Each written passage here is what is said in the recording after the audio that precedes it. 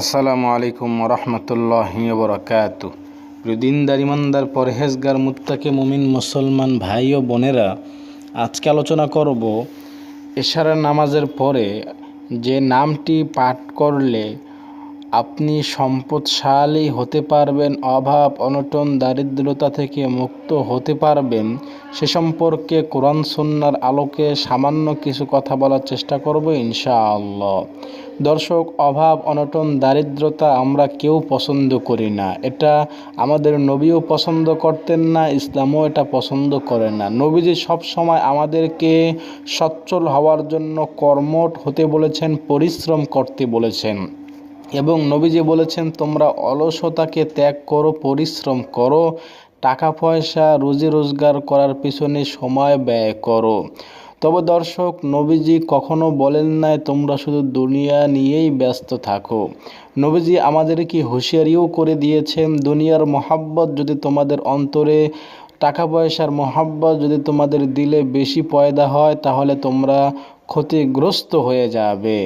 তাই দর্শক, দুনিয়া কামাতে হবে, টাকা পয়সা উপার্জন করতে হবে, তবে এটা যেন আমাদেরকে ক্ষতিগ্রস্তর মধ্যে না ফেলে, আখিরাতকে যেন আমরা না হারাই, সেদিকেও নবীজি খেয়াল রাখতে বলেছেন।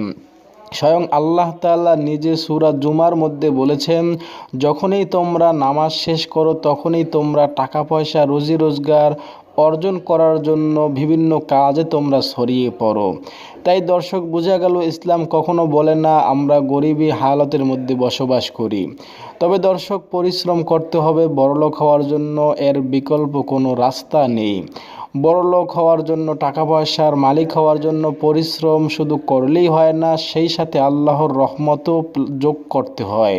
আর আল্লাহর রহমত, আল্লাহর করুণা, আল্লাহর ভালোবাসা পাওয়া যাবে নবীর সুন্নত মাধ্যমে।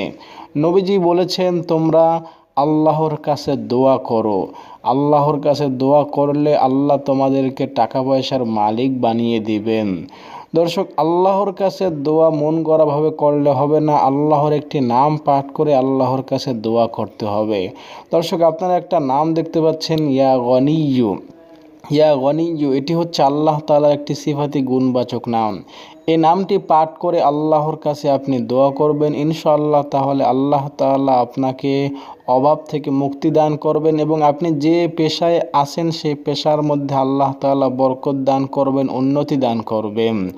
দর্শক, আল্লাহর এই নামটি আপনি যে কোনো সময় পড়তে পারবেন, কোনো সংখ্যা নেই, কোনো স্থানও নেই যে মসজিদে গিয়ে পড়তে হবে, মাদ্রাসায় পড়তে হবে।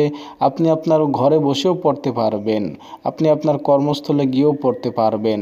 যতবার ইচ্ছা ততবার পাঠ করবেন।